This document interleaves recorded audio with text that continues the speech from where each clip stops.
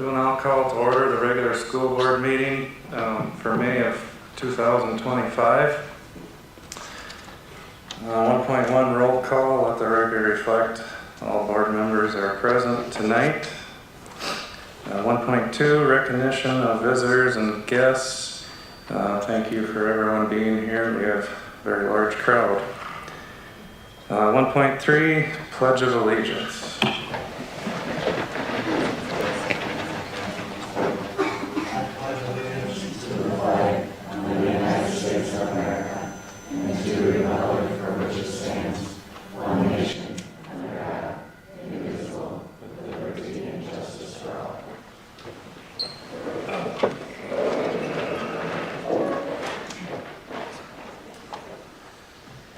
Okay, 1.4, correspondence and recognition.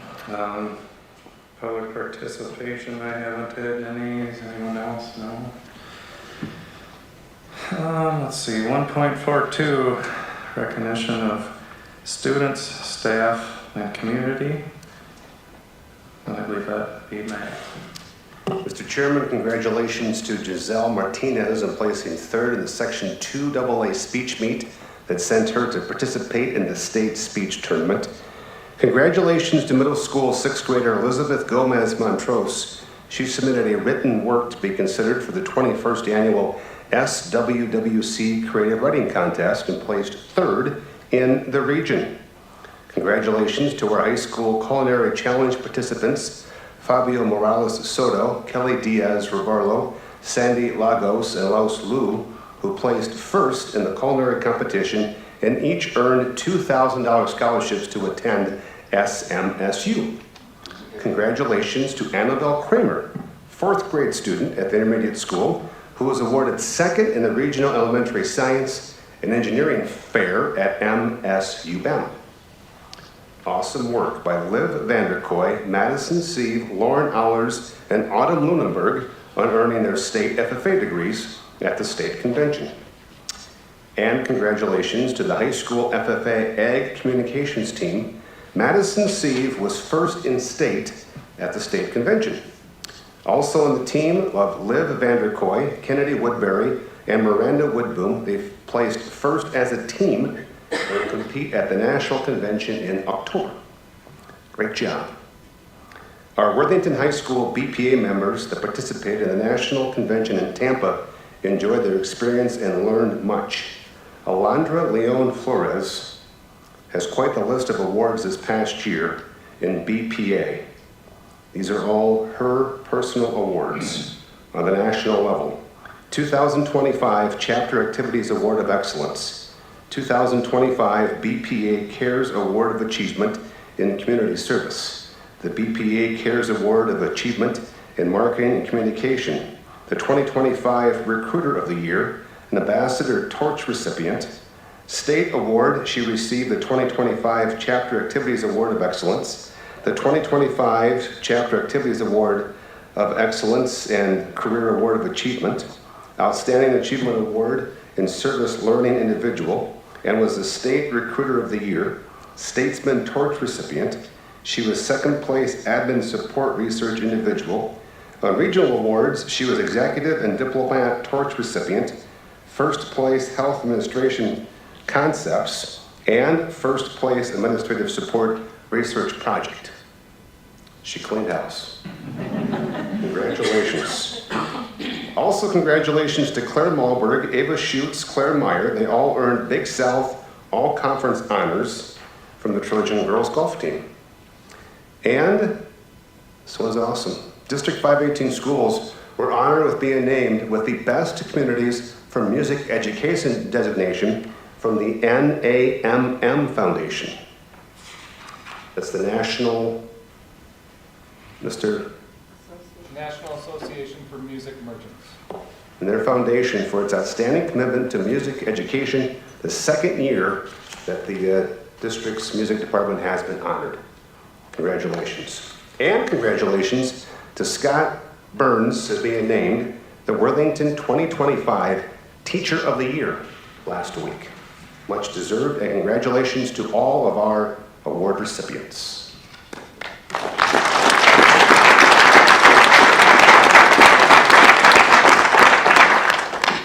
Matt. 1.4.3, a long list of recognition of tenured teachers. So when we do this, if the tenured teachers would come from this direction over here, come by here, we'll hand out the award, and the board members and administrators line up over here. And if all the tenured teachers will end up in that corner with that larger space, so Ann Foley can take your picture. Okay? So let's find our places.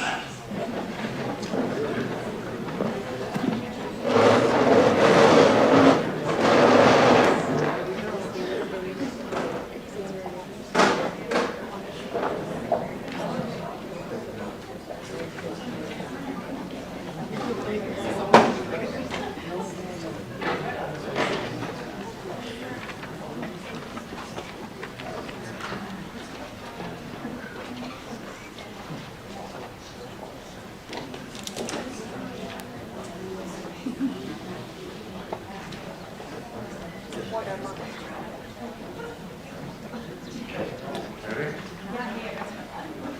Okay, we'll start out. It's alphabetical order. So the first one is Ashley Ollers, Intermediate School.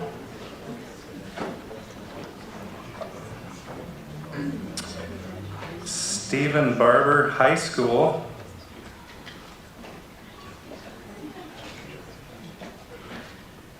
Brianna Bautista, Prairie.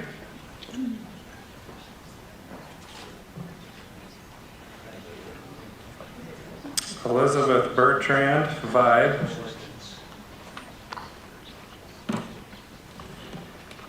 Catherine Christopher, High School. Braden Curry, Prairie Elementary.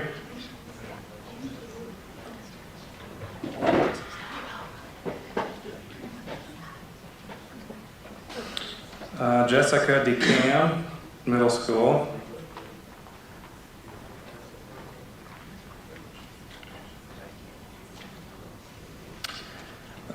Heather Dorr, Vibe.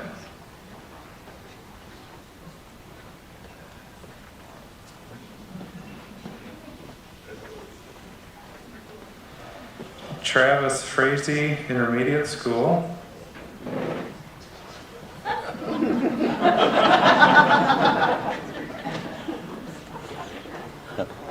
Double duty.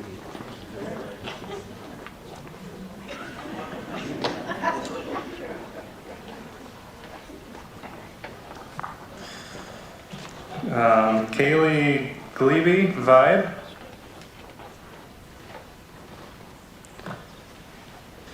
Christy Growth, Prairie Elementary. Rebecca Hahn, Prairie Elementary.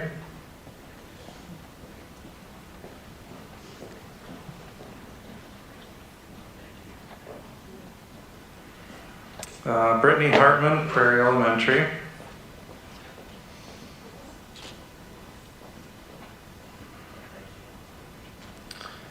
Taylor Hastings, High School.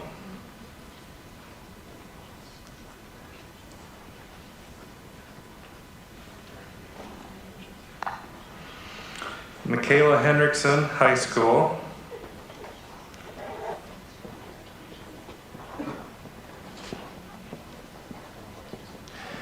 Sandra Heinenkamp, Vibe.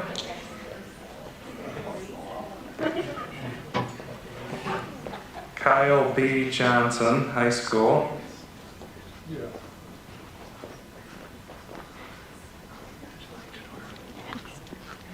Rebecca Linder, Intermediate School.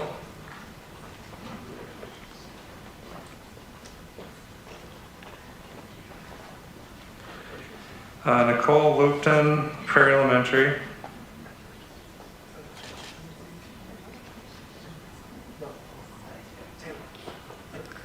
Ingrid Mastel, High School.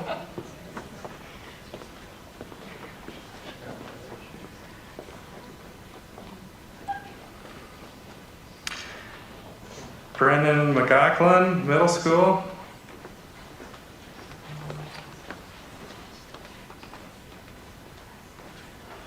Lisa Mischke, Prairie Elementary. Lisa Neeson, Intermediate School. Tristan Olson, Intermediate School.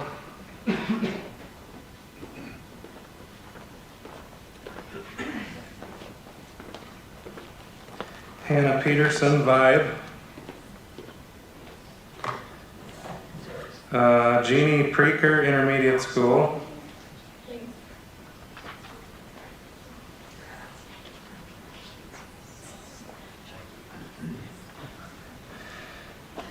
Grace Rosscamp, High School.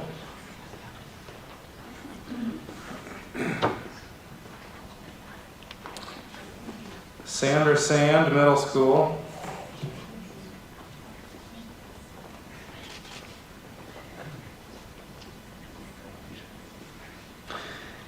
Andrea Schmidt, Vibe. Michelle Smith, Middle School.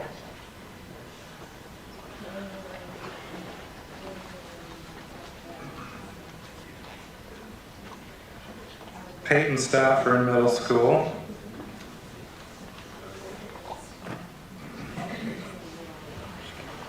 Elizabeth Swenson, Vibe. Derek Tano, Vibe.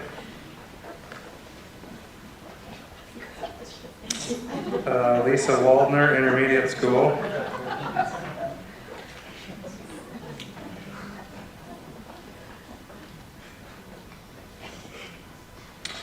Lisa Wall, Community Education. And Tatum Zins, High School.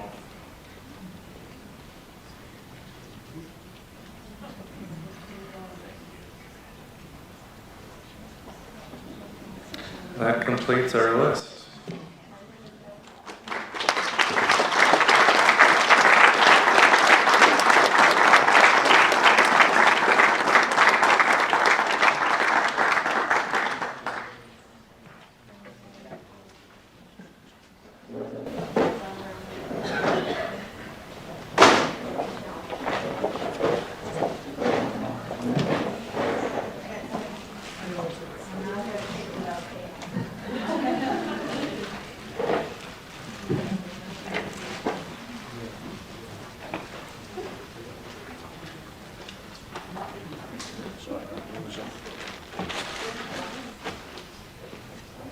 Mr. Frazee. That includes you. Picture. Sorry. So close. You almost got open the door.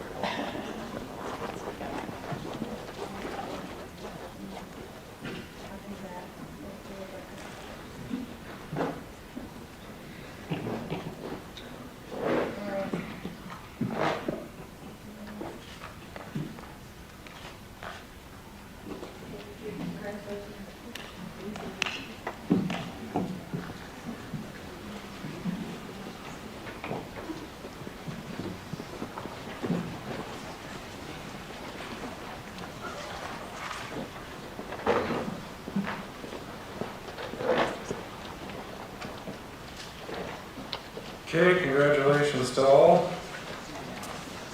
Next up is 1.4.4, presentation on activities information / update by Josh Dale, Activities Director.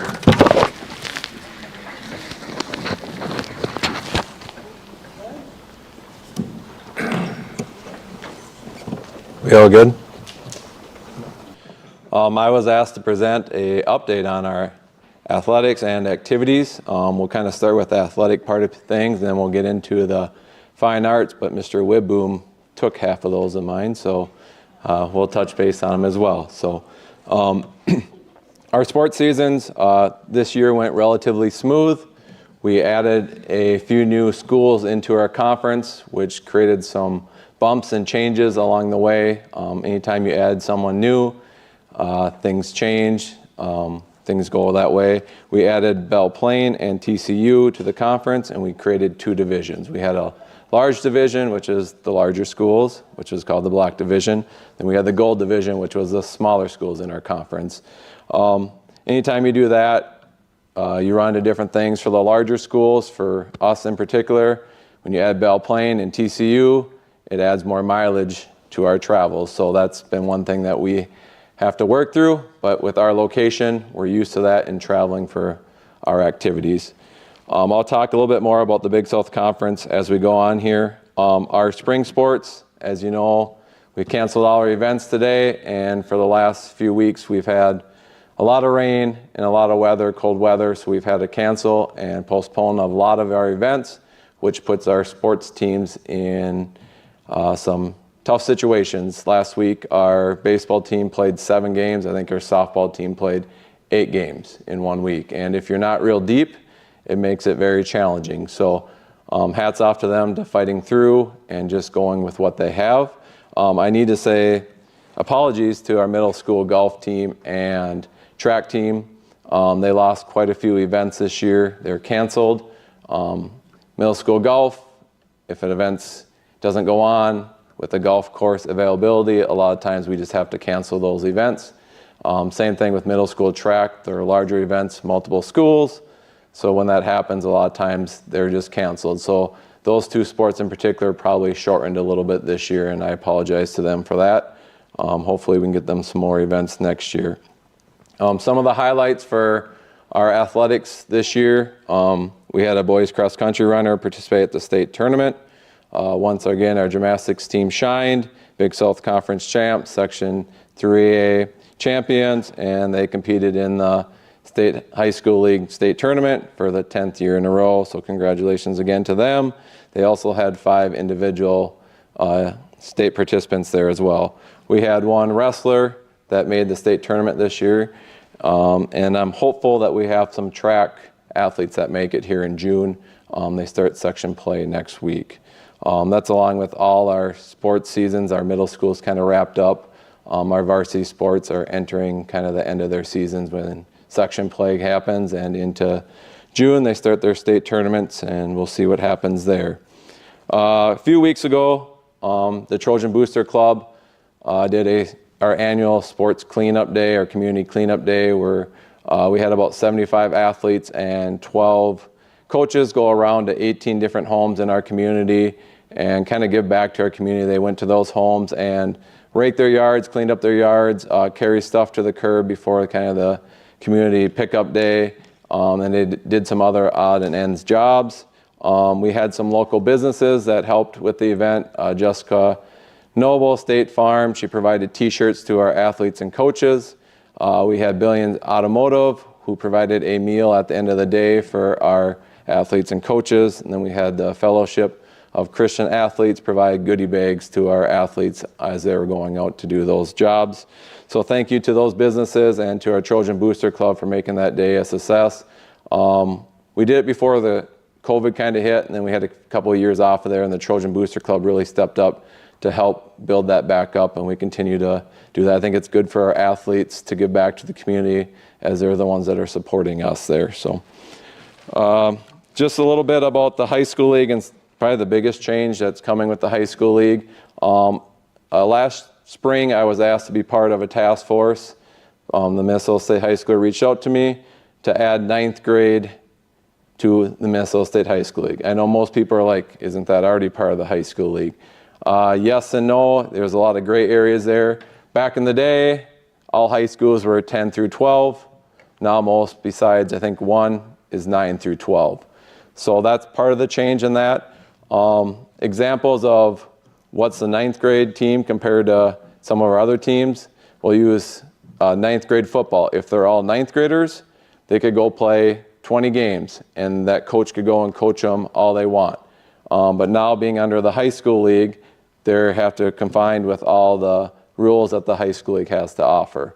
Another example would be the Twin Cities Metro schools took advantage of it probably more than we did. They do their tryouts for their 9th graders 2 weeks before the season even began because they weren't part of the high school league. Some of the rules fall under that, some don't. So part of that committee is we looked at how can we provide the best avenue of this, and there's going to be bumps along the road, but we're going to do our best to work through this. Basically, the high school league created a non-Minnesota State High School League team and a Minnesota State High School League team. So anyone 7th and 8th grade that they're standalone programs would be a non-MSHL team. Anyone 9 through 12 would be a MSHL team. With that said, now here's where it comes into, it gets kind of crazy. So now our gymnastics team's 7 through 12. So that anyone that's in 7th and 8th grade, and that would be part of the high school league team. So there's going to be a lot of gray areas in there. We'll continue to work through those. I think if you ask most of our coaches or probably school board members or most people wouldn't even understand that the 9th grade wasn't part of the high school league to begin with. The other big piece of that is the 9th graders now will get catastrophic insurance through the high school league, which is a big push there, and that was a big expense for the high school league. The other piece of it is now we're in line with most every other state in the United States with where they're at with that piece of things. So it was an awesome process to be part of. I learned a lot. I had to go through the bylaws and change a lot of the bylaws. I might know too much now, so I can't get away with some of the stuff that maybe I was able to get away with before, because if I called down there, they said, hey, you're on that committee, you should know that. So we'll work through some of those things. Moving on here, some changes to the Big South Conference. As I talked about earlier, we added Belle Plaine and TCU last year, which put us to 15 teams. Well, we were informed in the spring here that Blue Earth and St. James are opting out of our conference starting the fall of 27. Blue Earth is already official. They went to the school board, they approved it. I'm not sure where St. James is at with that process. Their reasoning is they feel like they can't compete within the Big South Conference. So a new conference is being formed over there, and their decision is to go that direction. There is some concern going forward with where our conference sits, bring in some new schools. Mr. Landgard knows very well last year some of the conversations that we had. Who knows where our conference is going to be? It's probably not as stable as it once was, which is a little concerning to see what's going to happen here in the next few years. Hopefully we can work together and we can stay strong and stay together. So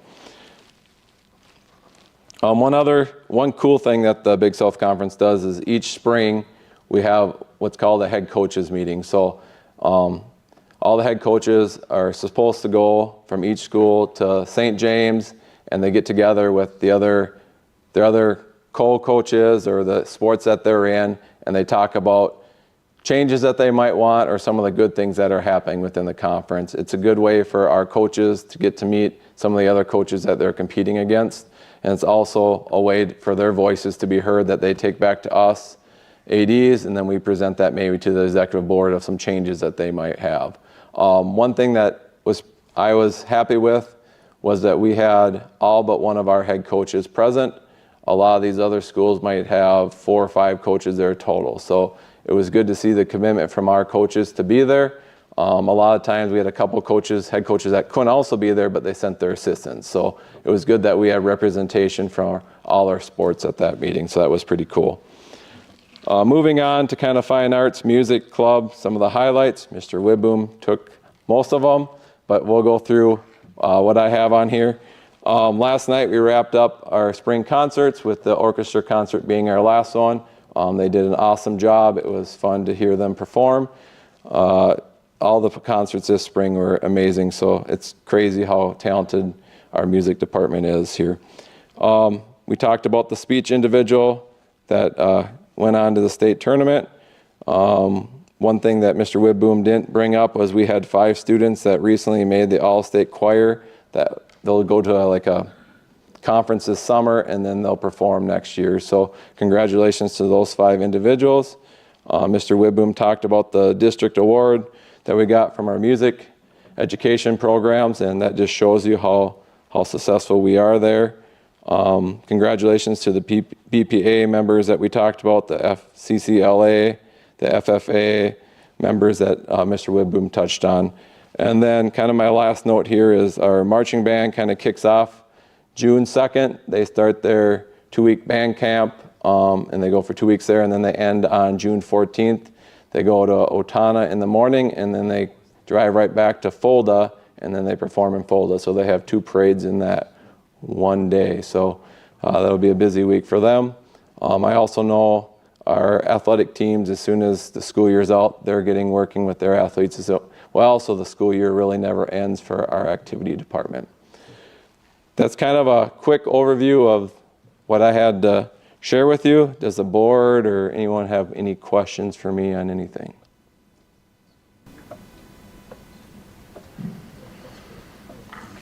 Awesome. Yeah, thanks, Josh. Thanks for the update. Okay, moving on, 2.0, approval of agenda. So I need to approve the consent agenda and the main agenda. Do I have a motion? So move, Woodboom. Motion by Matt, Second. second by Ann. All in favor of the consent and main agendas, say aye. Aye. All those opposed, same sign. Motion passes. 3.0, approval of minutes from the April 25 school board meeting and the last committee meeting minutes. Do I have a motion? So moved. Motion by Lori, Second. second by Eric. All those in favor and approval of the minutes, say aye. Aye. All those opposed, same sign. Motion passes. 4.0, consent agenda. I need a motion for the items under the consent agenda. So moved. Is that Ann? Yep. I'll second Motion that. by Ann, seconded by Lori. All those in favor of the items on the consent agenda, say aye. Aye. All those opposed, same sign. Motion passes. 5.0 main agenda. 5.1 monthly financial overview. Carmen? The board has in front of them the expenditure revenue report for the period ending April 30th, 2025. We are 10 months through our fiscal school year. One thing I want you to note on this, and this is coming up, but the budget numbers on our sheet in that column do not reflect the revised budget that is on the agenda. So just when you're comparing numbers, it's not gonna, that's why there's a difference there, okay? Once that's approved, then that column will be updated for the May board meeting. So our total operating revenue for the period ending April, we're at 88.64% currently compared to last year's 85.55% at the same time. And our expenditures for the period ending April is at 73.49% compared to 77.18% last year. We'll get into more detail on some of our expenditures like this current year when we talk about our revised budget, but some of those expenditures, you're seeing them fall a little bit behind. One of the reasons for that is we talked about at our meeting, operations meeting, was some of the winter expenses that we, high for like snow removal, obviously our utilities weren't as high because we had a mild winter. So that's some of the adjustments that happen in there, the difference. But basically the district is on track with our revenue expenditures compared to our budget. Questions for Carmen?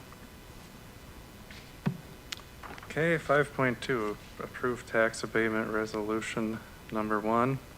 Do I have a motion to approve the tax abatement resolution number 1? Move to approve, Woodboom. Motion by Matt, Second. seconded by Aaron. Is there any further discussion? This is a roll call vote. Ms. Dudley. Aye. Ms. Agard. Aye. Ms. Shooty. Aye. Ms. Mills. Aye. Mr. Bloom. Aye. Mr. Parrish. Aye. Mr. Woodboom. Aye. Okay, motion passes. Okay, 5.3, approved tax abatement resolution number 2. Do I have a motion for resolution number 2? So moved, Eric. Motion by Eric, Second. seconded by Lori. Is there any discussion? And this is another roll call vote. Ms. Dudley. Aye. Ms. Agard. Aye. Ms. Shooty. Aye. Ms. Mills. Aye. Mr. Bloom. Aye, Mr. Parrish. Aye. Mr. Woodboom. Aye. motion passes. Okay, 5.4, approve procurement procedures for U.S. Department of Agriculture Child Nutrition Programs. John? The procurement procedures are part of the food service review, and these were covered in the operations committee where they were recommending approval. It's part of meeting the requirements of that review. Move to approve procurement procedures for USDA, U.S. Department of Agriculture Child Nutrition Programs. Okay, motion by Matt, I'll second the Mills. seconded by Lori. Is there any further discussion? All those in favor of the motion, say aye. Aye. Okay, motion passes. Or, yeah, all those opposed, same sign, motion passes. Okay, 5.5, approved budget amendment.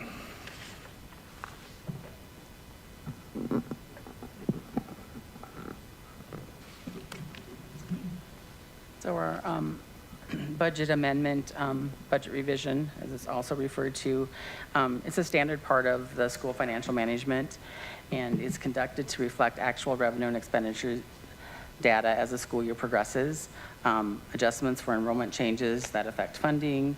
It also accounts for changes in state and federal allocations, grants, and local revenues. We realign our expenditures to meet operational needs, staffing changes, or strategic priorities. This end of the year adjustment ensures that our financial plan accurately reflects current realities and enables sound fiscal stewardship. On the handout that you guys have, this was also reviewed at the operations committee, just to kind of show you where we ended up with our revenues. Our revenues increased 2.5%. That includes some formula funding, other state aids, local revenues, federal aids.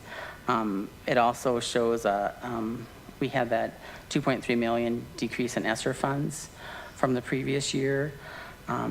We also, in the original projection with the budget, there is some uncertainty with the compensatory funding, which is still an uncertain thing, but right now we're kind of grandfathered in, so that is still in place for this current year that we're actually doing the budget amendment on. So you'll see an increase in our overall revenues. For food service also increased on the revenue side. This is also something that it's directly based on the meals that we serve. That's how we receive that funding. So we always use an estimate from the previous year, but as our enrollment increases or more meals are served, then that revenue also increases. So that's kind of how where that amount comes from. Our community service fund, there was actually a decrease in that fund. Mostly it relates to our 0 to 4 child count. I believe that was down like 80 in that count. So, and that's how that funding is assigned in that. And there's other specific fundings in there, like AB funding and stuff, and that's all grants and stuff that is handled through our community ed department. So our total operating revenue fund increased by 2.7%. On the expenditure side, you'll note that our general fund expenditures decreased 3.4%. Some of that has to do with salaries and benefits. Some of it was for staff that we didn't hire, that we had planned on hiring last May. So this budget that we're revising was actually approved at last Baines board meeting for you guys. So some of that stuff was still unknown and we didn't know. So there was estimates for staff that we didn't have. So that's why you'll see a decrease in some of the expenditures in that area, as well as the, we talked about snow removal. It was a very good year for, maybe not good, but we didn't have a lot of snow, so that cost was down, considerably lower than what we had anticipated. Transportation, just for regular routes, maintenance and fuel, that decreased 2.2%. That doesn't include any of our extracurricular activities, so it's just really to get students to and from school. So when we look at that transportation, that's where those expenditures are. And then our capital expenditure, you'll see an increase in that in the projected budget, and that has to do mostly in part to the Prairie Roof. That project is showing in that area because the plan is that it will be done in June, so we had to put it into this year's budget. So totally our overall total increase in fund balance is about 2.04 million, which that overall number, the district remains in sound fiscal position. Fund balance policies are still being met and adjustments are aligned with board-approved goals and strategic priorities. Any questions? So like when we do, the snow removal, is that a per hour? When they do that, that's not just a fee no matter what, It's per hour, per Per site, yeah. hour, per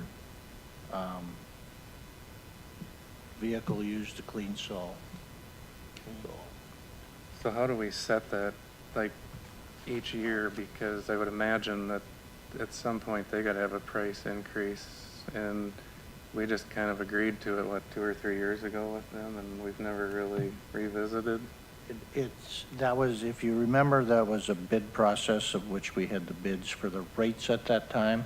And so that's what will follow through the contract. Yeah, the bidding will probably come up again. I don't remember the year. And that's when you'll probably see some increase. When we do the budgeting, we do basically a historical budget to put a number in based on what the rates are. And so different, probably our plan going forward, and I think they've done this in the past, we will have our projected budget next month for the upcoming school year. And then probably January, we'll do a revision, and then again at the end of the year one. That gets us a little bit closer to, we have child count numbers in October and December, so then we can kind of adjust some of our fund balances based on that. And then also we have a little better idea of where that snow and some of those expenditures like that, and then we can do some adjustments kind of at that January meeting, give you guys an idea for the rest of the year where we're at, and then do a final one in May. Okay, any questions for Carmen? I'll look for a motion to approve the budget amendment otherwise. Motion to approve the budget amendment. Second. Okay, motion by Ann, seconded by Matt. Is there any further discussion? All those in favor of the approval of the budget amendment, say aye. Aye. Aye. All those opposed, same sign. Motion passes. Okay, 5.6, approve the 2025-26 resolution for membership in the Minnesota State High School League. So this is an annual resolution for membership that we pass, and it actually came out a while ago. Everything's done. Well, it just came out tied in a line with the instructional committee meeting, so it got added kind of after the instructional. Ultimately, it's the annual resolution. We always approve it. And with that, rather than signatures at this meeting like we've done in the past, it's all electronic now, so. Okay, motion to approve. So moved. Motion by Eric, Second. seconded by Aaron. Is there any further discussion? Has the cost of the membership changed much this last year? Do you have? No, I didn't see a price increase. So it's not more expensive with the ninth graders added? Not that I have seen from them. The high school a few years ago were in a tough position, but now they're in a better position now, so it's probably gone down a little. Okay, this is a roll call vote. Ms. Dudley? Aye. Ms. Agard? Aye. Ms. Shooty? Aye. Ms. Mills? Aye. Mr. Bloom? Aye. Mr. Parrish? Aye. Mr. Woodboom? Aye. Okay, motion passes. 5.7, approve consent to transfer Bud's bus service contract to 4.0 school services for the district's transportation needs. John? So Bud's Bus Service was looking to sell the business. They contacted a couple different providers. They settled on they'd like to sell to 4.0 school services. We did some research and reference calls related to them. So at this time, the recommendation is to transfer the Buds Bus Service contract to 4.0 services for the district's transportation effective July 1. And that would be, at this point, a 2-year agreement with a 3rd year. And then at that point, it could be considered for a 4th year if the district was happy with service. It's a 3-year agreement at this point, though.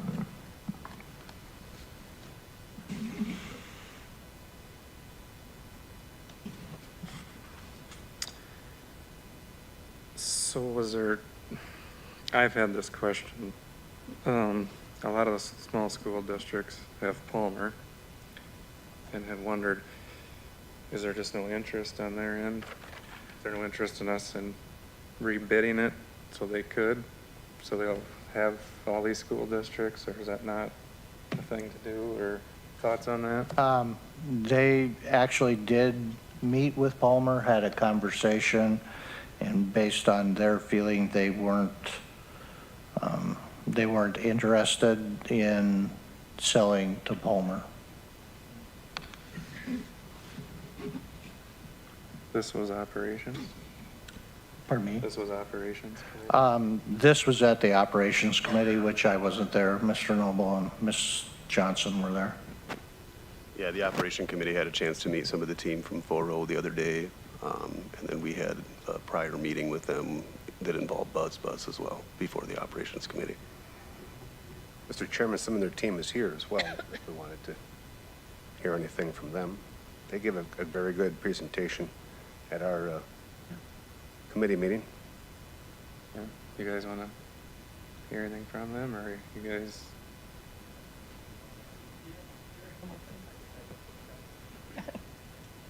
Yeah, definitely willing to answer any questions that you may have regarding our service. We do a lot of different districts around the area as well, from large to small. We do a lot of smaller districts. And so we kind of know what the challenges are across the entire state. So, I guess I can open it up and get questions regarding who we are and what we're about. Mr. Chairman, one question I'd have would be with driver retention and that ongoing challenge to have a consistent person behind the wheel.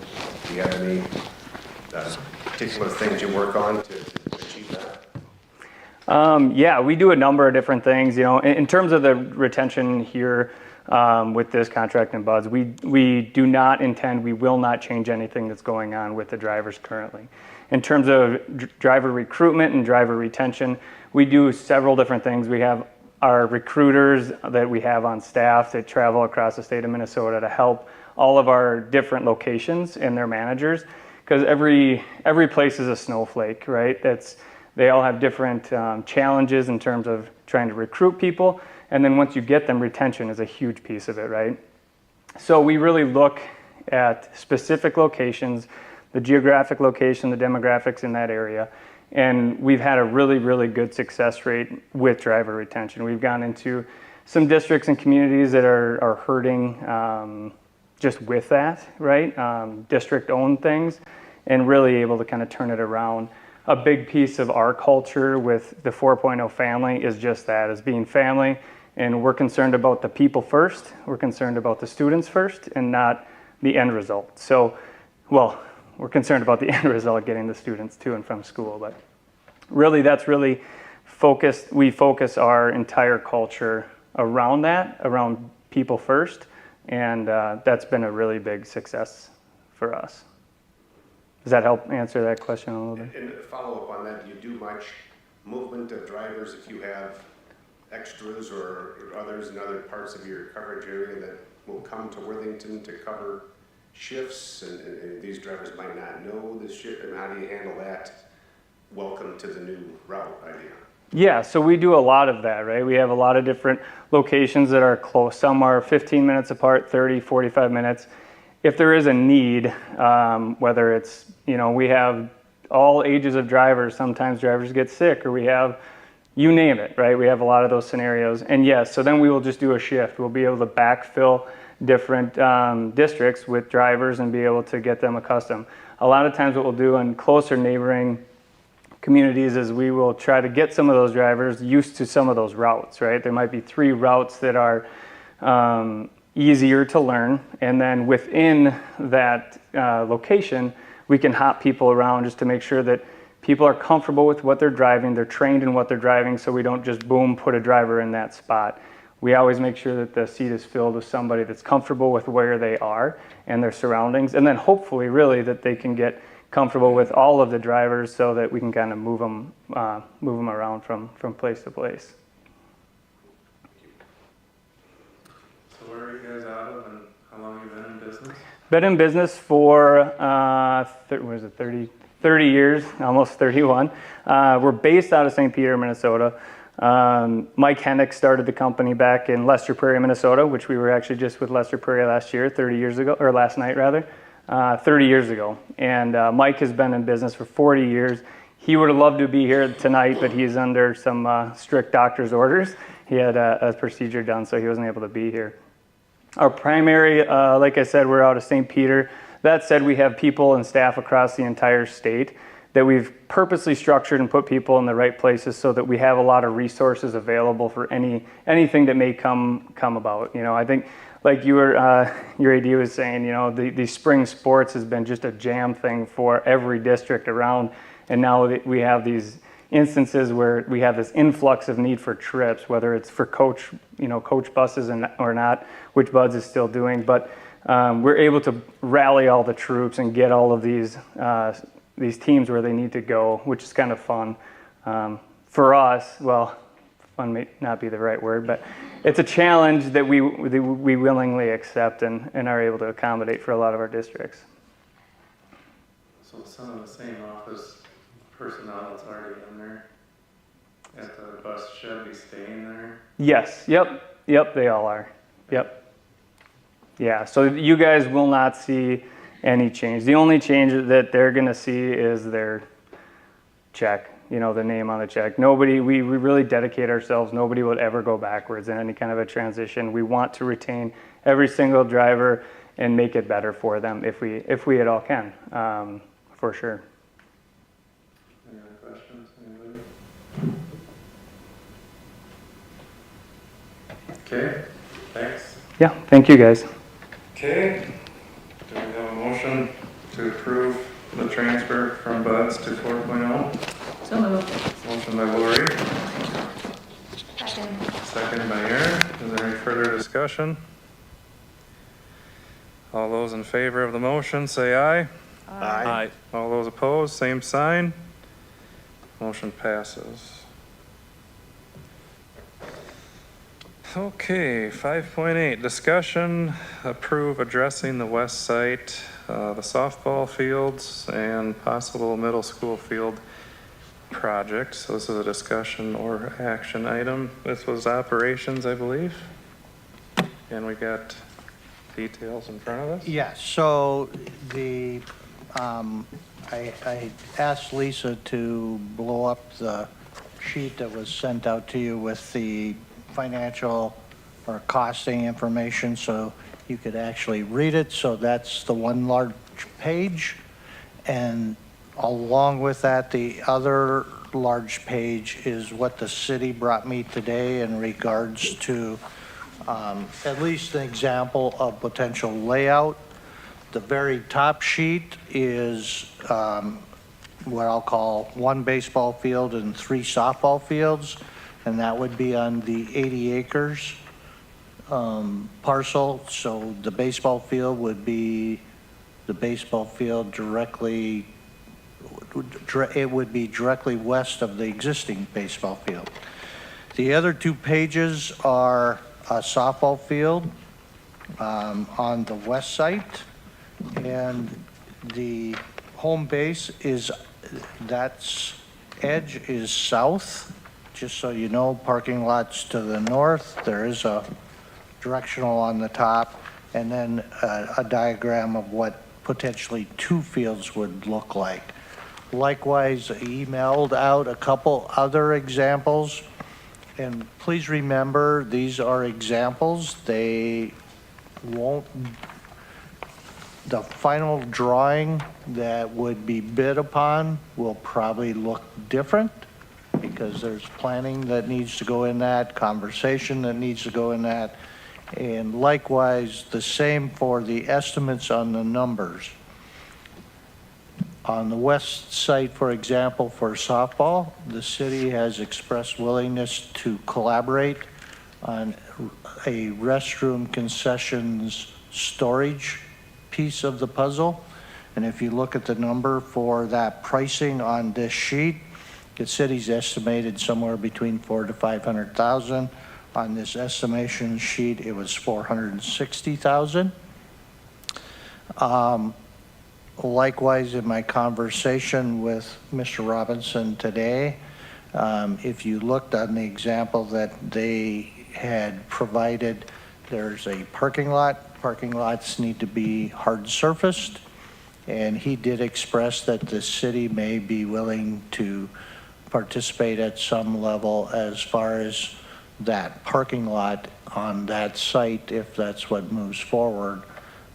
Primarily because they can justify it for the use of the existing park and facilities that are already there, as well as service to a potential new softball field.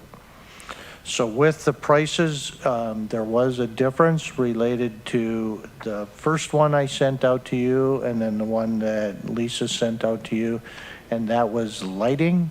You found that lighting wasn't on there. Does not mean you have to do lighting. That's one of the pieces you could choose to leave off. So again, that comes in the overall design and what you want to include and what you don't want to include. I would say at this point, this is kind of a number that gives you a starting point of figuring out if you want to move forward with a project. One thing I do want to tell you that I learned today, that potentially a few things might be due for what I'll call an inflation increase. Example, turf. That's probably going to see an inflationary type increase in the near future. I fully support collaborating with the city to pool our dollars together to build a softball field as part of a larger complex to benefit the student athletes at our school and to benefit the students that attend our school but would use these facilities throughout the summer through YMCA programs, softball leagues, fast pitch, etc., to build an amazing complex at the west site. I will also support fully support turfing the middle school field. This would be another opportunity to answer the need of our soccer programs and giving our student athletes at our high school and middle school a playing surface they could utilize on a nearly year-round basis, and a chance to be a part of answering the city's need and continuing demand for a safe space for our students to play soccer on a nearly year-round basis. And I would also fully support doing as many of the punch list projects that Mr. Hastings identifies for us to be able to continue to accomplish those needs at our high school, but then put together a longer-term building plan that would include involvement from the taxpayer to add classroom space at potentially 2 of our schools in our district. Matt, for the items that you just mentioned, do you know what the dollar figures are? I don't. I think at this point, we need to decide if we're committed to being involved in the project. I'm not putting dollars on the project, but I think that we need to say that we're in on softball, we're in on the turf, and then Mr. Hastings has been charged with leadership to come up with a list of projects here, and we know our dollar amount to invest between those 3 places. If we're going to move forward with softball fields, I'm in favor, like Matt is, of working with the city. So if we decide that that's the route that we're going to go, that my vote would be to partner with the city and have them collaborate with us if we're going to move forward with athletic fields.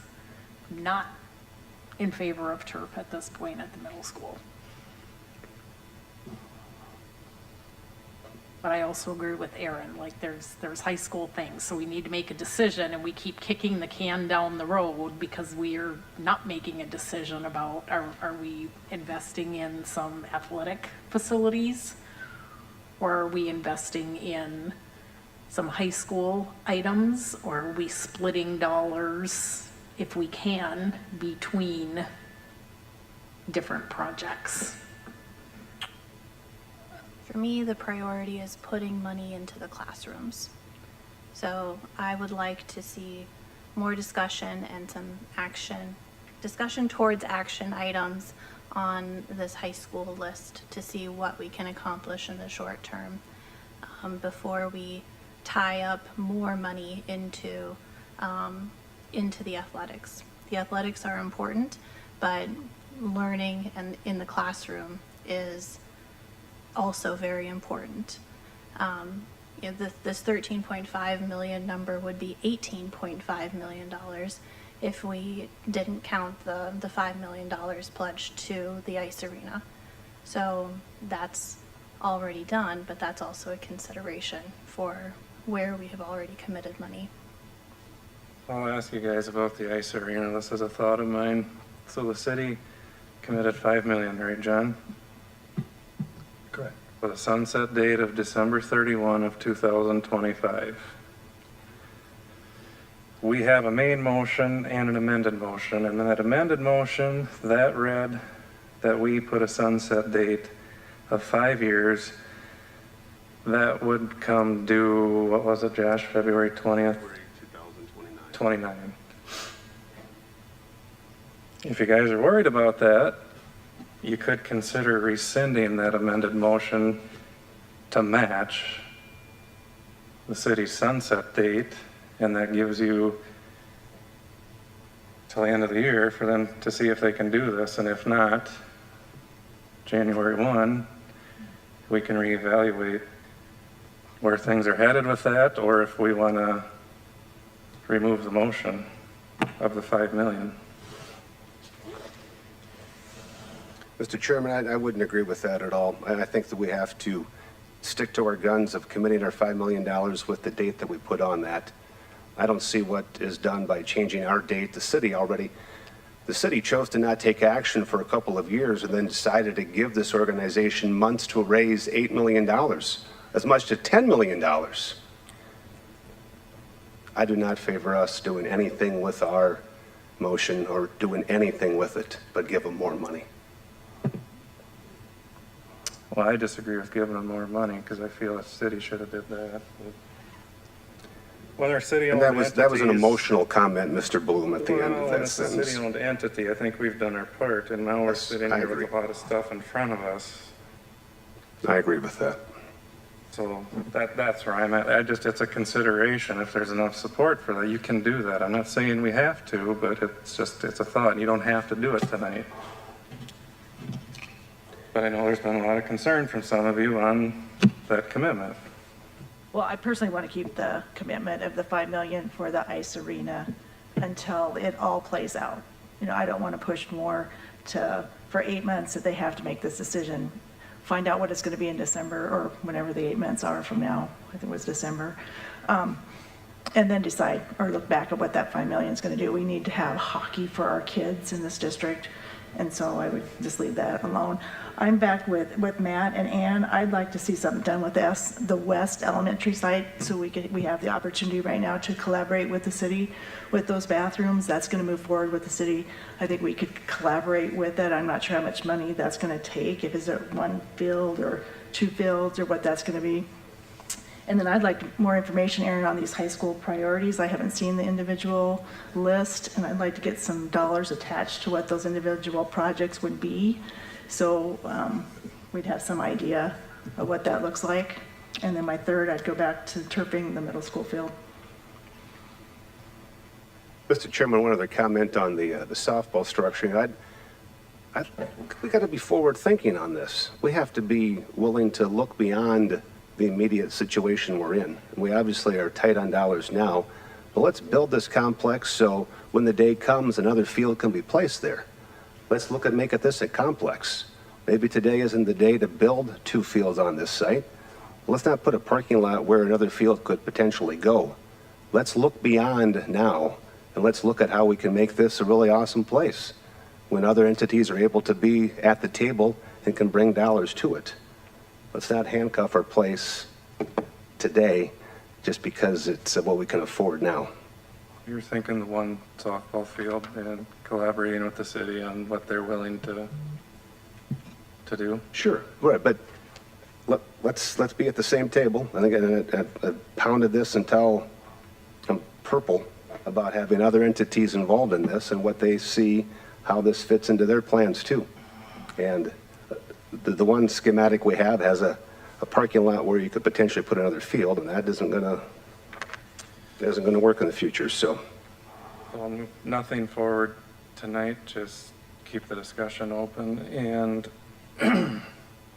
down the road, end of the summer, have a work session where we can approve some of this possibly. Is that what everybody's thinking? Well, at the operations meeting, when we asked Mr. Hastings to give us a list of his priorities, we also discussed bringing in other architects and engineering firms to come in and give us estimates with a focus on this priority list. So I did email Josh and Carmen and the rest of the operations committee with a list of 5 engineering firms, architecture firms. I highlighted a couple that also do turf and recreational, and sent that over. So we do have a list of that. And I think our goal was that we get the list from Mr. Hastings, we discuss it at our next meeting, and we line up some folks to come in and take a look at these priority projects and have things teed up in time for Mr. Heitkamp to join us in July and keep moving it forward. So I think we were trying to put ourselves on a timeline to move these things forward. Darla, were those engineering firms, or were those architecture firms, or were they a combination of, or what's the firms? Combination, they'd be competitors to ICS. And they would come in and do that for free? Would come in, and I listed the ones that, the only ones I put on the list are ones that have done work in this area, or have spoken to me at MSBA, and were willing to come down to the Worthington area and do work.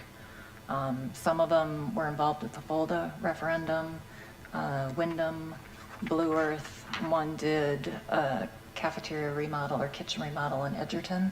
So that's the list I provided. I have another 5 I can add to that list if we go through the first 5 and need more to look at.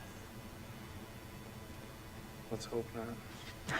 Yeah. Chairman, we had also talked about facilities committee of being engaged in more of the evaluating potential The projects walkthroughs too at the and the walkthroughs. high school, right? So when are you guys thinking, like August, we should be looking at?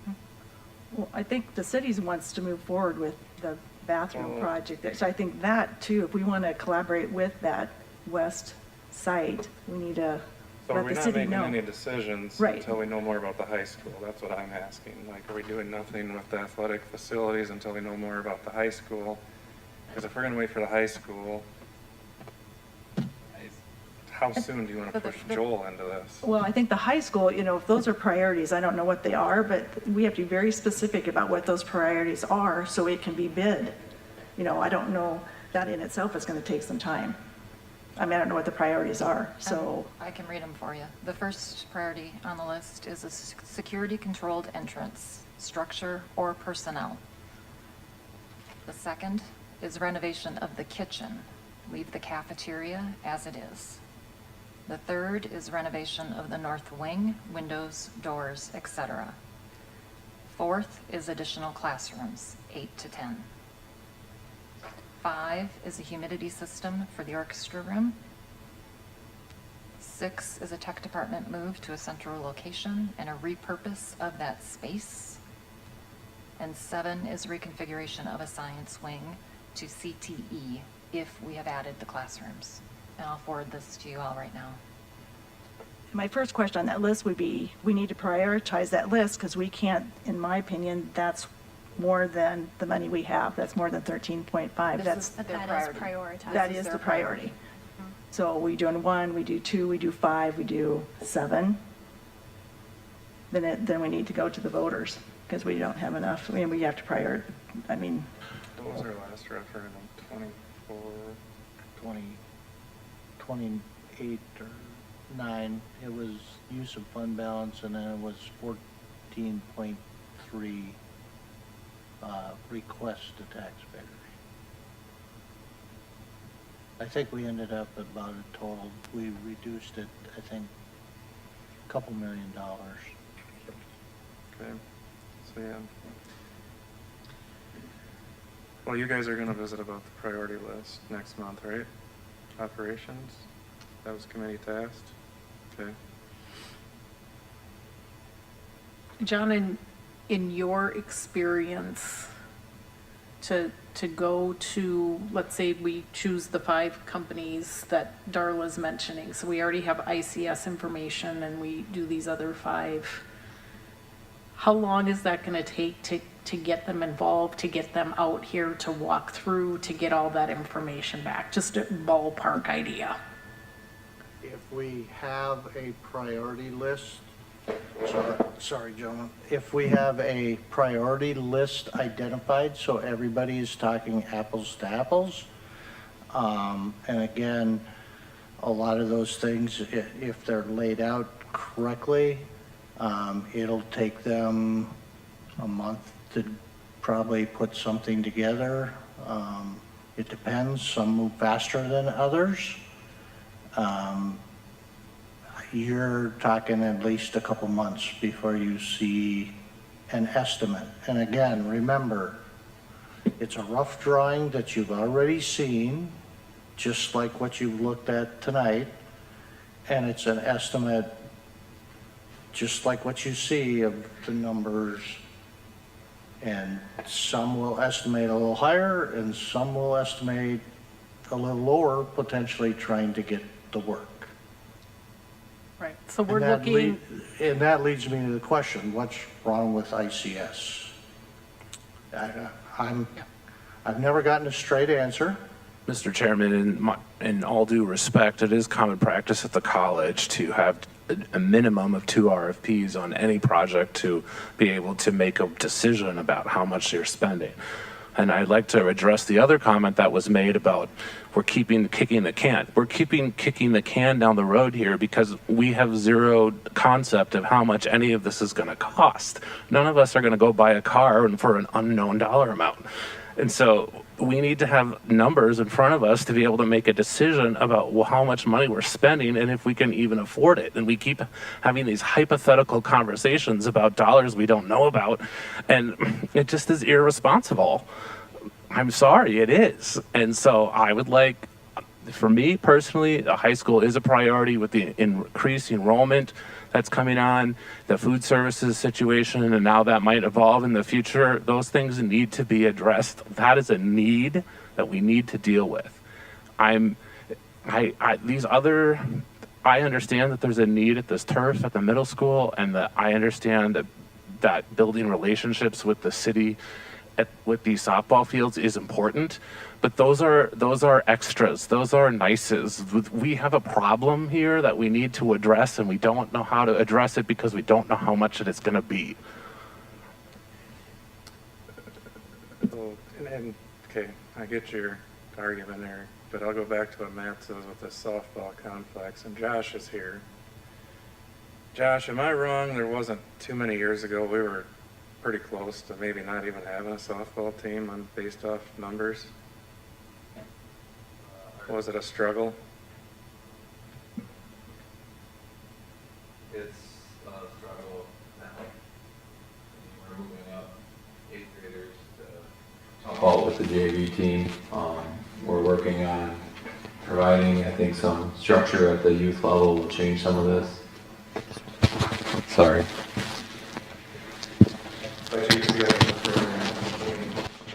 The program's headed in the right direction. We got an outstanding coach in place with an outstanding background. We have a group of young girls that are involved right now. I think working with the city is an awesome way to do it. I think having down at West Elementary or the old site.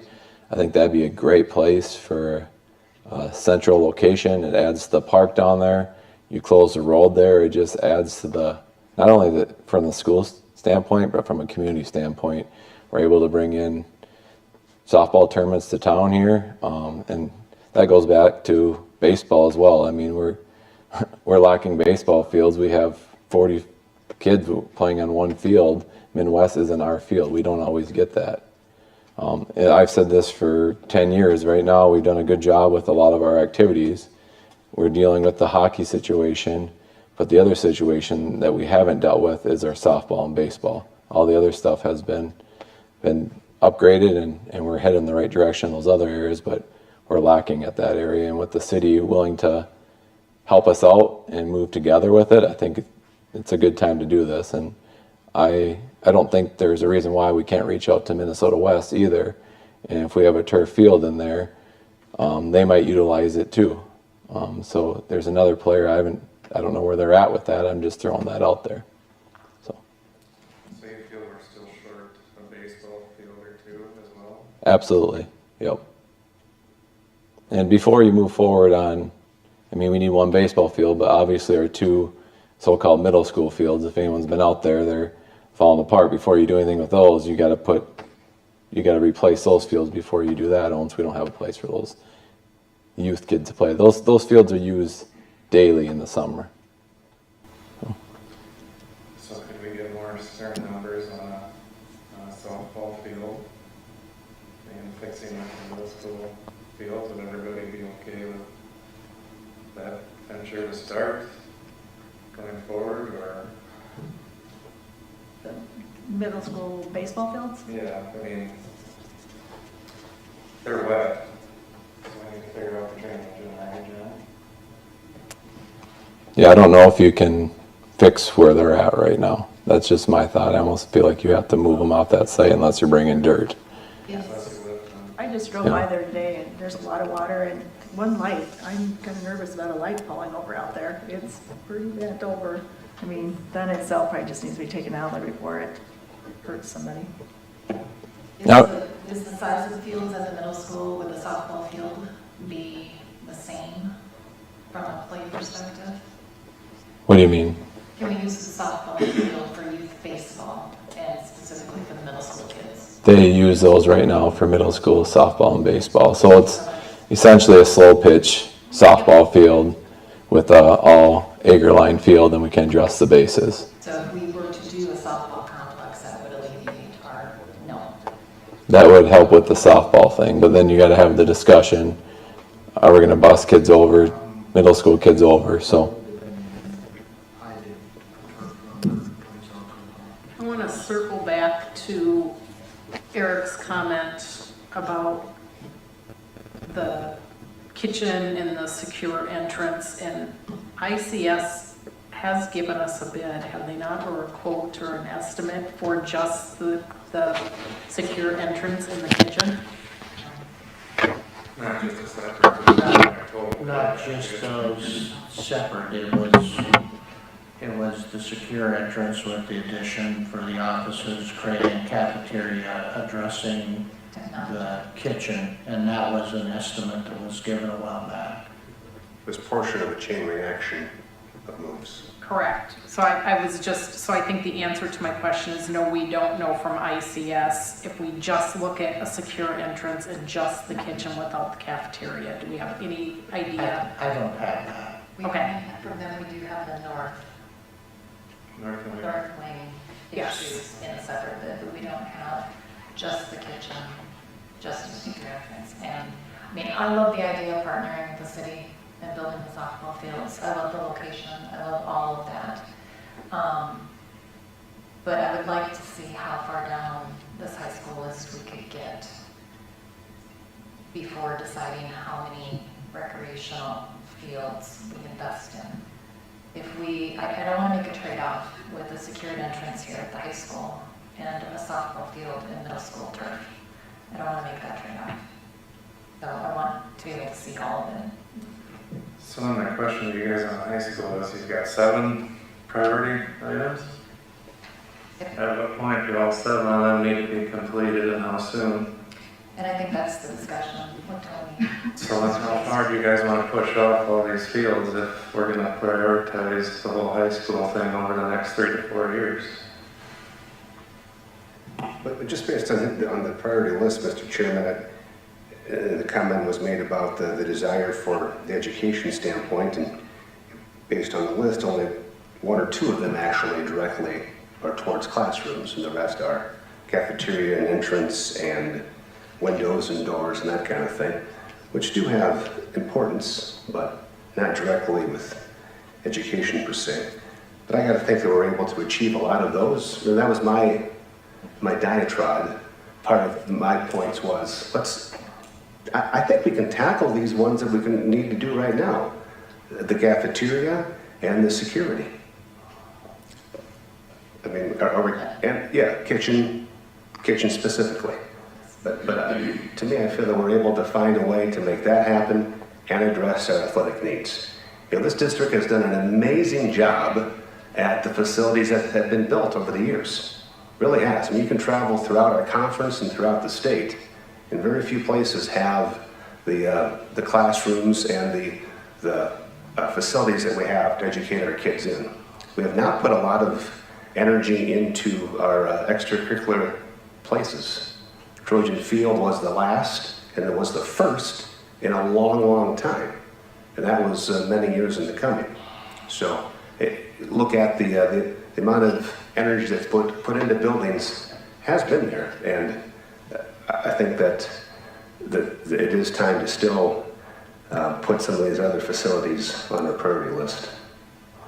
So you feel by the secure entrance, the kitchen, and a few of these athletic things, we can get that all done for this 13.5 months out here. And that's been my point through this whole thing is, here's what we can spend.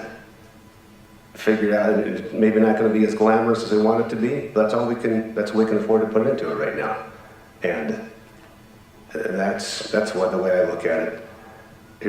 We know our max number, find a way to make it work. Because I think the North Wing has to be a concern with this. Do you guys agree or not agree on high school? Because if I remember it, that was 2. We're talking north wing windows and paneling and that kind of thing. That's a lot. Well, it's more than it was. No, it's more than it was. Yeah. Right. I think it's around 4 million as a standalone project. You know, I think one question we have to kind of get on the same page with as a board is, are we comfortable taking that assigned fund balance down to 0? Are we really actually comfortable spending $13.5 million, or is that number actually less? Right. And that's maybe a conversation that needs to happen with the new superintendent. I agree. I'm not opposed to working on these other projects. I just feel like we're shooting it blind about how much we're spending. And we can't, I think building relationships with the city and doing that collaboration is important. I'm not saying it's not, and I'm not saying I don't want to do that. What I am saying is that we don't have solid information to make a decision. Well, I think that this and maybe it needs, I don't know if it has to happen in the form of a motion, but the city wants to know if we want to play ball with them on the ball field. And so that's, to me, we have to step up and decide that. So is that what you're asking? Yes. Are we interested in pursuing that and finding out more? Right. I think that we are. I am. But I don't know how much that means because I think there are things that are higher on our priority list. And to me, just because we say we're ready to continue this exploration with you doesn't mean we're married to it. Okay. Right? I mean, it comes back and it's $5 million. Well, that doesn't fit our plan right now. All right. I'm comfortable with moving through that attitude. Put one softball field in, or 2 softball fields, or, Right. yeah, just what the scope of that project is, we don't even know that. I mean, even with the high school list, security, are we moving offices, or are we just making that secure in a way? That's, Not moving offices on the hard. so, yeah, so, we haven't decided that, we haven't looked at that. We don't know what that exactly means. Or the kitchen, are we just doing the whole cafeteria expansion? Or are we just doing the kitchen and we're just doing this receivery area and the storage back there? Where do you stop and start with that? That could be a couple $1 million worth of difference. You know, I don't know that we've decided that. I don't let the operations committee keep going down that avenue and bring some of that to us, but, you know, John's got us here, and this is an estimate for your one softball field and natural turf field, about $2.6 million. I don't know if any of that includes some of the money the city would kick in at $460,000. So this would be our cost estimate. What is their cost? I'm sorry. I took and took some of the costs out, such as the restrooms and some of that. Yep. So I ballpark numbered it as about 2.6 by removing some of that. Okay. Is that natural or artificial? That was artificial. Okay, because your artificial is what, 3.7, so you're taking out? Yeah, if you went to turf, it would be less. And I don't want to harp on it, but we do have to do lights there Yeah. based on Title IX. It has to be the same as the boys.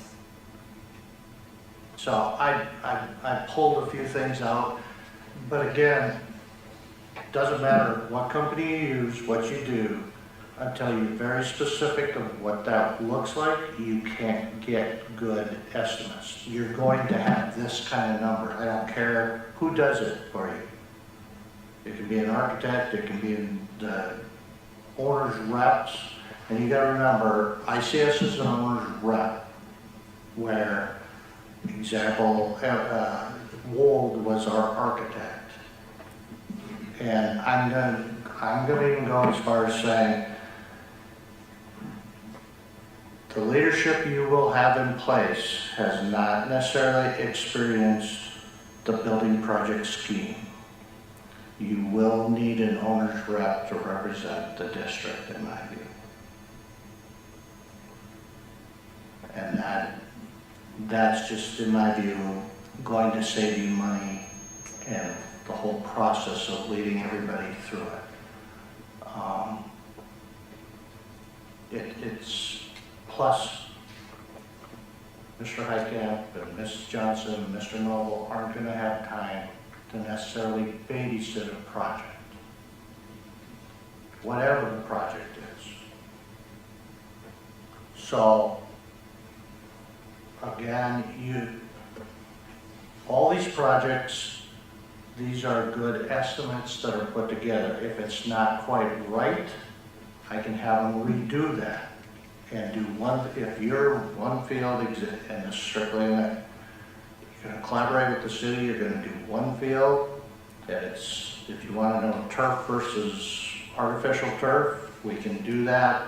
And I can have them take out the restrooms and those things, include the lights if that's what you want, and we can get a better number. And I can have that done for you by next week. Well, we've got lighting, you know, $375,000. Yeah, the lights are in here. That was the piece that was originally left off. But again, until you're specific, one, you're gonna get an estimate, but two, you're never gonna get the real number until it actually goes out to bid. And that takes the planning time to design it, which could be anywhere from a month to 6 months. Usually athletic fields aren't that long, but it does take a couple months to do the design work. And even if you don't move forward with the project, you're going to pay for the design work, okay? Yeah, you don't have to approve any of this, technically. You don't have to approve bids. If it comes in higher than you're willing to spend, you can say no. In your motion, you guys could put up 2 million or up to 2.5 million. And all be included. I'm just trying to help you understand what's going on. And again, that's part of the whole process. And I thought there was one on here that actually showed just one field with turf and without, and it's not that way. So I gotta ask for that. But again, I'm gonna quit asking ICS if you guys keep saying no. The only reason they're doing this at this point is because it's a favor to me. I would like, and I know other board members want other bids, I have mixed feelings about that, but so that we can start putting better numbers to these projects so that we know what we think we can move forward with. I would like to see ICS, because we're already working with them, do a one field, softball field in collaboration with the city, and then do that secure entrance and kitchen. Because that seems to be the things that are rising to the top, so that we have better numbers. So we're not, I just feel like, when I said kick the can down the road, it's just because we're waiting for numbers, we're waiting for the new superintendent, we're waiting for whatever the right time, the right thing, the right, whatever we're waiting for. And I'm not saying that that's wrong.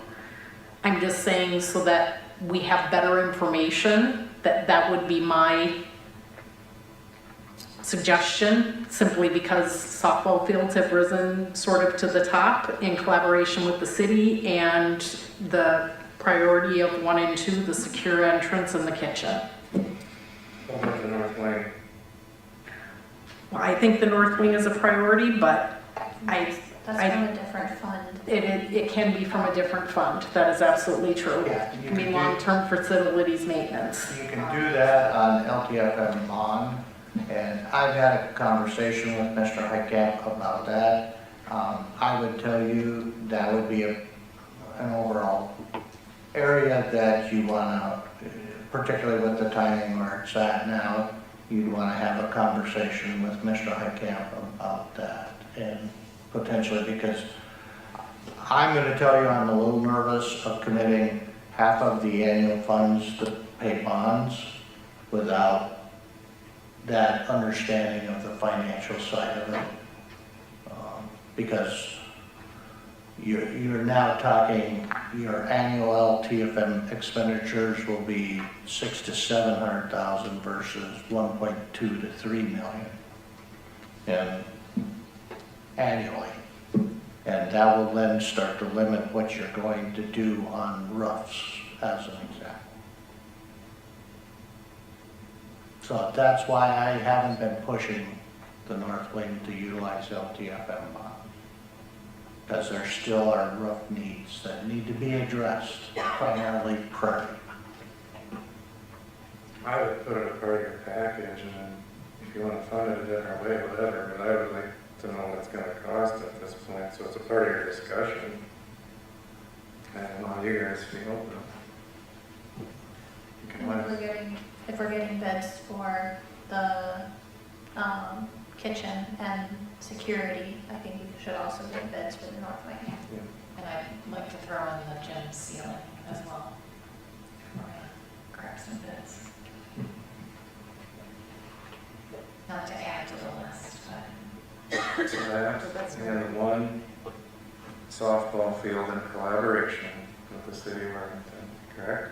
Is everybody in agreement to that? And so the footprint would allow for an additional field to be built. Yes. Yeah. And we have to clarify, I mean, I was under the impression that Tower Street was closing, the concession stand and the bathrooms are going there. This drawing doesn't show that, so. No, because this is just a concept. It's not, there hasn't been enough discussion yet to make those decisions. But I agree with Matt, that the option to put a second field on in the future would definitely be important, I think.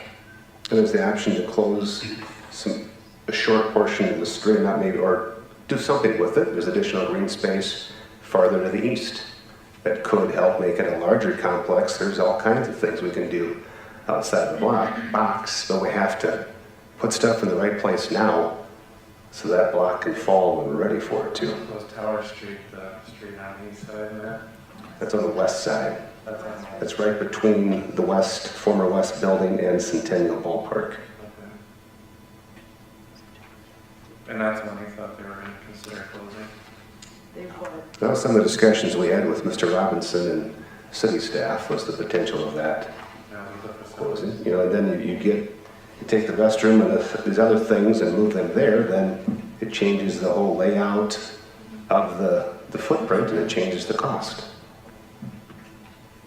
Okay, so kitchen, north wing, secure entrance, start with one softball field, possibly two someday. And what else? We good there? The gym's gonna win? Is that a good start for where everybody is comfortable right now? And the difference between artificial turf and grass. And grass, Softball natural? field, yeah. Okay.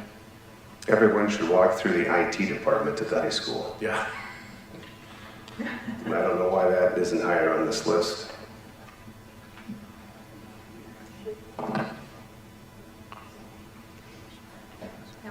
I like this list. I like, you know, giving proper weight to the leadership and staff who are there every single day. And I personally give a lot of weight to the order of those 1 through 7s. And I think tackling number 1 and number 2 to begin with is appropriate at this time. Okay, John, you got your orders? Yeah. Okay, everybody good? Let's move on. Okay, 6.1 superintendent's report. Just a couple things I laid out there for you. Something that came from MSBA in regards to the handout there, some trainings and a few things that are coming up. The second item I gave you was, which I emailed out, is the enrollment updates. Just so you're aware of where things are at, then you know the stability that's coming with those enrollments. Just an FYI for you, and it's one of those things for graduation. Please remember graduation next week, Thursday the Learning Center, Friday the high school. Both graduations will be the largest class in my time here, and the high school graduation will rival the early 70s of numbers. Right now it's estimated at 287 graduates. It may change by graduation day, but just so you know. And those numbers are what I call the 73, 74, 75 school year, so a long time ago. Likewise, the other thing I just want to mention is please pay attention to the legislature and what's going on. Right now, one of my biggest concerns is nowhere have I seen compensatory ed being hold harmless, and that would tell me that we've got a big hole, because that's a $2.7 million hit to the district, and would tell me that we didn't go far enough on budget reductions. So, plus there are some other things out there that are not necessarily wonderful. So just pay attention to the legislature and where things are at, because there's a lot of different balls in the air, and of course, the projected deficit on not this next biennium, but biennium out is $6 billion. So, and they're not gonna seemingly correct a lot of things this round.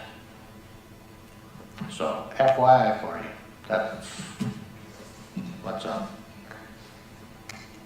Okay. Instructional committee. Mr. Chairman, can I ask a question of Mr. Landgard first, please?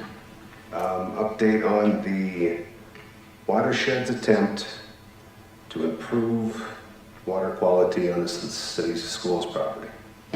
So right now, the watershed and the DNR and the engineers that the watershed has hired are working to collaborate to develop a project that could be approved. It's a little different approach because it's what could be approved or what would be. They're tired of doing a project saying to DNR and saying no. So what would probably be the plan is a single dam with a meandering ditch through the remainder of it is more than likely, and they may want to allow for some retention of a little water in off ponds. So that's what they're developing. At that point, you know, once it gets developed and whatever, it'll come back to you, and as a board, you're gonna have to consider whether you're okay with that. And ultimately, I'll probably say, if the DNR is so-called proposing and driving this change, it might be advantageous for you as board members to say, okay, we've got a problem on the middle school fields of water. We want to go into what they've determined as wetland, and you can negotiate some benefit to dealing with that. Anyway, that's where it's at. Aren't we better to air our concerns sooner than later from a, Pardon me? aren't we better to air our concerns sooner than later as far as? I have aired it to the watershed already. Okay, I'm just saying from, you know, meandering's gonna take up a lot of They kept our it, ground. they kept it within the confines of what's already there. Okay, At and you least seem comfortable with what they're, The preliminary drawing I saw, there's only one area I'm a little concerned about. Otherwise, it's within the grass area that's already there. thank you. Okay, instructional committee. We've covered everything on the list. Okay, operations. Believe all items are covered, Mr. Chairman. Okay. The reports. I did have something quick. I did attend the Carolsheim meeting this past week, and I want to report from them that the student coming here from Carolsheim for the 25-26 year is Fiona Kaiser. So I'd like that recorded in the minutes. And the student going from Worthington to Carolsheim is Kingston Wynn. And at least I have those names here if you want them. Okay, anything else? Okay, other business, discussion / approval on adjusting or changing the regular board meeting date and time. What did operations, was it moving back? That was the consensus, Mr. Chairman. Okay. Is everybody okay if we move our June 17th, right? To when? 7 o'clock. And I had asked Alyssa, so Matt and I are on the Calvin's board, and that's our golf outing day, and Matt MCs it, and the steaks are getting cooked, and I just felt like if we had a little more time getting back here, it would be nice. Both committees, the majority talked about if they can get later on that Tuesday night. They wanted to bring it here to make sure everybody's okay with that. Yeah. Instead of moving it to Monday. Yeah. So whatever time would work better for you guys, I think that Tuesday still works just a little bit later in the evening, as long as you guys can make it. Yeah, even 6:45 wouldn't be bad, other than that. Mr. Chairman, I believe later the better. Yeah. So, yeah, 7 o'clock is what we originally talked. Is everybody okay with the 7 o'clock, June 17th, board meeting? You have to behave yourself. Well, there'll be leftovers. Yeah, that's a good question. Well, not our chairman then, eh? Okay, Lisa? 7 o'clock? Yeah. 7 o'clock, June 17th, board meeting next week. Okay, other business, I just had a question for John, and we've talked. If anybody looked in the consent agenda, we had another additional special ed teacher resign. That puts us up to, is it 4 now? And I know we've talked and there was no concern, but I see there's another one at what point losing special ed teachers can be a little bit concerned and want to know what's going on. what we're really gonna do, because we're a red shoulder, right? Yep. So we got a problem, I feel. It's, well, again, some of the special ed teachers are choosing other options or choosing to go. Primarily, some of the issues we're aware of, some may be personal, which I'm not going to share in a public meeting. I'm more than happy to share a little information related to that, but I'm not going to put them in an email. It would be a conversation with you, and I would even recommend you visit with Ms. Johnson about some of why they've chosen to resign. Some are, again, resigning for personal reasons. Some are resigning because they want to see a different, have a different school to work with. Some are resigning because they're frustrated. So, That's just what I mean, your time is dwindling away, what time, or what point does that possess us to be a little bit concerned about the future? Because our special ed department's big, and, you know, I guess I would just like to be updated on the future, what's gonna happen, how we're gonna try and retain, how we're gonna try and add, I mean, that's a concern of mine. I'm not saying we have to go into discussion, but I just would like to be a little updated in the future. I share your concern.